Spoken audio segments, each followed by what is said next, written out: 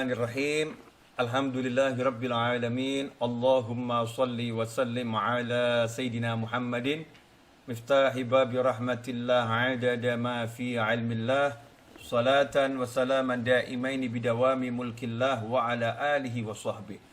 Allahumma shalli ala sayidina Muhammadin salatan taftahu biha lana futuhal arifin wa tufaqihuna biha fid din wa ala alihi wa sahbihi. Assalamualaikum warahmatullahi wabarakatuh. Ikhwani rahimakumullah, dimanapun Anda berada, semoga dalam lindungan Allah Ta'ala, dalam kesehatan, dalam keberkahan, dan dijauhkan dari segala hal yang tidak menyenangkan dunia maupun akhirah. Amin Allahumma amin. InsyaAllah saya akan mengajak Anda semua untuk memanfaatkan waktu kita saat ini dengan mendengarkan sabda Nabi Muhammad SAW.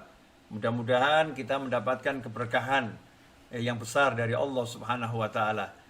Hari ini saya akan bacakan hadis dari kitab Sahih Al-Bukhari, hadis nomor 39, di mana dalam Sahih Bukhari hadis nomor 39 disebutkan, Bismillahirrahmanirrahim. Qala Syekh haddatsana Abdus Salam ibn Mutahharin قال حدثنا عمر بن علي عن معن بن محمد الغفاري عن سعيد بن أبي سعيد المقبري عن أبي هريرة عن النبي صلى الله عليه وسلم قال إن الدين يسر ولن يشاد الدين أحد إلا غلبه فسددوا وقاربوا وأبشروا واستعينوا بالغدوة والروحة والشيء من الدلجة. Hadis ini syarat dengan ilmu. Salah satunya adalah ilmu mengelola amal. Para ulama mengatakan orang yang sukses dunia dan sukses akhirat adalah orang yang pandai mengelola amalnya. Tahu bagaimana cara beramal dengan baik, cara beramal dengan benar. Karena ada orang yang amalnya itu benar, tetapi tidak baik untuk dia.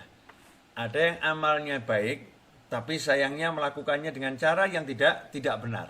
Nah, ini resep dari Nabi Muhammad SAW, bagaimana cara amal kita itu baik, benar, dan bernilai besar di sisi Allah Subhanahu wa Ta'ala, sehingga kita menjadi orang yang sukses. Nah, orang yang sukses itu yang grafiknya tuh naik, terus naik. Ya, grafiknya terus naik, ini sukses. Nah, biar grafiknya terus naik, maka kecepatannya stabil.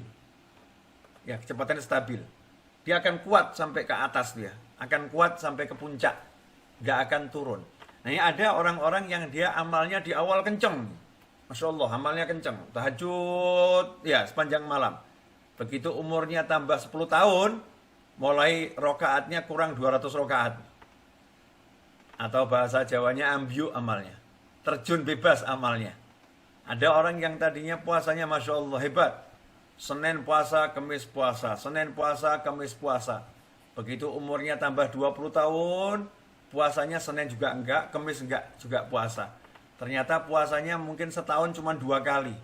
Ya, setahun puasanya cuma dua kali. Sunnah maksud saya, selain di bulan suci Ramadan. Puasa sunnahnya setahun cuma 2 kali. Ada pula orang yang tadinya sedekahnya Masya Allah. Dia sedekahnya luar biasa. Habis-habisan hartanya. Ya, habis-habisan hartanya. Tapi begitu nggak punya uang, dia menjadi orang yang keluh kesahnya luar biasa. Orang yang ngomel-ngomel, ya, orang yang protes. Kenapa begini, kenapa begitu, dan lain sebagainya. Nah, Islam adalah agama yang mengajarkan umatnya untuk melakukan amal dengan baik dan benar. Sehingga amal yang dilakukan bisa berkesinambungan, berkelanjutan.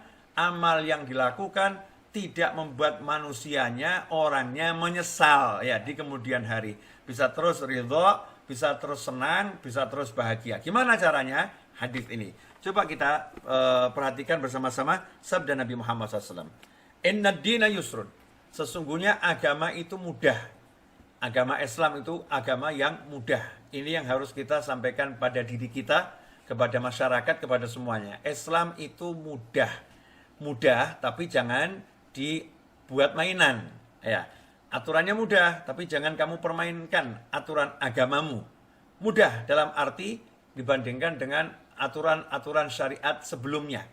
Dalam syariat Islam, syariat Nabi Muhammad SAW, orang yang terkena najis cukup yang najisnya itu dihilangkan, ya disucikan, selesai. Tapi kalau syariat yang terdahulu, kalau ada pakaian yang kena najis, maka bagian yang kena najis harus dipotong, dibuang. Sehingga itu memberatkan. Dalam syariat Nabi yang terdahulu, itu kalau ada orang yang mau tobat, di antaranya ada yang harus dengan membunuh dirinya. Baru tobatnya diterima oleh Allah Subhanahu wa Ta'ala. Tapi kalau di syariat Nabi Muhammad SAW, tobat, menyesali, meninggalkan kemaksiatan yang dilakukan, berniat tidak mengulangi, dan kalau ada hubungan dengan manusia, minta maaf, minta keridhaan, kerelaan, atau mengembalikan sesuatu yang diambil. Mudah syariat Nabi Muhammad SAW. Inna dina yusrun. Walan yusyadad dina ahadun illa ghalabah. Dan tidaklah seseorang itu bersikap keras dalam beragama, dalam beramal, kecuali dia pasti akan dikalahkan oleh sikapnya itu sendiri. Jadi ada orang yang maunya sepanjang malam bangun untuk ibadah. Maka nanti dia akan dikalahkan oleh sikapnya itu sendiri. Tiba-tiba menjelang subuh dia tertidur, subuhnya pun hilang. Atau mungkin setahun, 2 tahun, dia bisa ibadah sepanjang malam. Tahun ketiga, Masya Allah, bahkan bukan sepanjang malam, setengah malam pun tidak, seperempat malam pun tidak. Akhirnya dia cuma bangun untuk sholat subuh. Bangun untuk sholat subuh saja. Sunnahnya sepanjang malam hilang. Ada orang yang di awal itu dia puasanya Masya Allah. Puasanya dia habis-habisan. Setiap hari dia puasa. Dia kejar puasa luar biasa. Tapi 8 tahun kemudian, 10 tahun kemudian, seperti yang sudah saya sebutkan, kualitas puasanya pun menurun, kuantitas puasanya pun menurun. Kenapa? Karena manusia punya sifat jemu. Manusia punya sifat bosan. Karena itu diatur oleh Allah Subhanahu wa Ta'ala lewat Nabi Muhammad SAW. Jangan bersikap keras memaksakan diri dalam beragama, dalam beramal soleh. Betul kita harus paksa diri kita untuk amal soleh. Harus paksa diri kita untuk sholat tahajud. Harus paksa diri kita untuk puasa. Harus paksa diri kita untuk sedekah. Harus paksa diri kita untuk amal soleh. Tapi jangan melampaui batas kemampuan kita. Jangan memaksakan diri karena agama tidak suka pada orang yang melebihi batas kemampuannya. Sholatlah di malam hari, mulai dari yang ringan-ringan, 2 rakaat, tambah 2 rakaat, sampai nanti akhir usia, jumlah sholatnya itu semakin banyak, bukan semakin berkurang. Begitu pula dengan puasa, mulailah dengan puasa 3 hari dalam 1 bulan. Kemudian tingkatkan menjadi 4 hari dalam 1 bulan, yaitu dengan puasa hari Senin, dan Senin. Kemudian tingkatkan puasa itu menjadi 8 hari dalam 1 bulan, yaitu Senin, Kamis, Senin, Kamis, Senin, Kamis, Senin, Kamis. Kemudian bisa ditingkatkan menjadi 11 hari dalam 1 bulan, selain Senin dan Kamis, juga puasa tanggal 13, 14, dan 15 di Ayyamul Bid. Inilah cara-cara yang diajarkan oleh Nabi Muhammad SAW. Perlahan tapi pasti. Ya, perlahan tapi pasti. Tidak memaksakan diri. Fasaddidu wa qaribu. Nabi mengatakan SAW, gimana caranya? Ambillah amal itu dengan cara yang benar. Lakukan dengan cara yang benar. Fasaddidu. Benar tapi tidak melampaui batas. Benar tapi tidak berlebih-lebihan. Wa qaribu. Dan kalau kamu tidak mampu mendekati batas yang sempurna. Orang itu kalau bisa sholat sepanjang malam itu sempurna. Orang itu kalau bisa puasa Daud itu sempurna. Orang itu kalau bisa sedekah, menyedekahkan seluruh hartanya sempurna. Seperti Sayyidina Abu Bakar As-Siddiq radhiyallahu anhu. Seluruh hartanya disedekahkan. Beliau mampu, keluarganya juga mampu. Keluarga beliau tidak protes, keluarga beliau ikhlas, istrinya ikhlas, anaknya ikhlas. Ayah dermakan seluruh harta nggak jadi masalah. Maka ketika Sayyidina Abu Bakar As-Siddiq radhiyallahu anhu hijrah bersama Nabi Muhammad SAW, saat itu ayah Sayyidina Abu Bakar As-Siddiq nanya kepada Sayyidatuna Aisyah radhiyallahu ta'ala anha yang masih kecil saat itu, "Wahai Aisyah, apa yang ditinggalkan oleh ayahmu untuk kalian?" Maka Sayyidatuna Aisyah menggandeng kakeknya tersebut, kemudian membuka tempat penyimpanan harta yang sudah diisi dengan batu. Saat itu ayah Sayyidina Abu Bakar As-Siddiq radhiyallahu anhu penglihatannya sudah enggak jelas, sangat rabun. Kemudian batu tadi ditutup dengan kain. Saat itulah Aisyah berkata radhiyallahu anha, "Wahai kakek, coba dipegang ini. Ini loh ayah meninggalkan emas yang begitu banyak untuk kami. Padahal batu." Artinya putrinya ridho, nggak punya apa-apa. Istrinya ridho, nggak punya apa-apa. Kalau memang seperti ini nggak jadi masalah menyedekahkan semua harta. Tapi kalau menyedekahkan harta, kemudian anaknya kelaparan, anaknya mengeluh, istrinya kelaparan, istrinya mengeluh, maka ini bukan sesuatu yang mulia. Nah, kalau tidak bisa bersikap sempurna karena ada alasan-alasan yang bisa menyebabkan kita tidak melakukan yang sempurna, maka minimal waqaribu, dekatilah yang sempurna. Ya, dekatilah yang sempurna, sedekahlah tiap hari, puasalah sunnah semampunya, kemudian sholatlah malam, ambil bagian dari waktu malam. Nah, bagaimana caranya biar kita ini bisa mendekati kesempurnaan? Wa absyiru, berbahagialah kalian.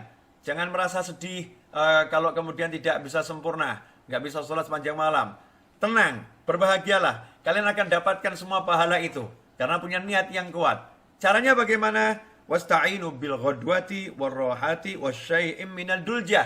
Kalau kalian tidak mampu amal sepanjang malam, tidak mampu kalian sedekah sebanyak mungkin, kalau tidak mampu kalian itu melakukan hal-hal yang sempurna seperti orang-orang yang mulia, seperti para sahabat yang tingkatannya tinggi, seperti Sayyidina Utsman bin Affan radhiyallahu anhu yang sholat 2 rakaat hatam Al-Quran, nggak mampu sedekah seperti Sayyidina Abu Bakar As-Siddiq radhiyallahu anhu yang menyedekahkan seluruh hartanya, ya, tidak mampu menjadi sahabat yang menjadikan hidupnya selalu bersolawat pada Nabi Muhammad SAW, maka Rasul mengajarkan 3 tips ini, 3 ajaran Nabi Muhammad SAW yang sangat indah, ya, yang bisa kita lakukan sepanjang hidup. Apakah itu? Wasta'inu bil ghadwati warrawhati wasyai'im minal duljah. Maka ambillah pertolongan dengan apa? Dengan melakukan amal soleh bil ghadwah, di awal pagi, warrawhah, setelah matahari tergelincir, khususnya setelah asar, wasyai' minal duljah, dan sebagian kecil dari waktu malam. Artinya, kalau memang nggak bisa amal sepanjang hari itu untuk sholat, maka ambillah waktu pagi, waktu siang hingga sore, kemudian waktu malam. Pagi banyak zikir, pagi banyak sedekah. Sore banyak zikir, sore banyak sedekah. Malam banyak sholat, banyak berzikir. Nah, untuk malam dikatakan wasyai' minal duljah. Sebagian aja kecil dari waktu malam. Kenapa? Karena waktu yang berat memang untuk ibadah di malam hari. Rasul mengajarkan ambil sebagian kecil dari waktu malam, tapi istiqomah.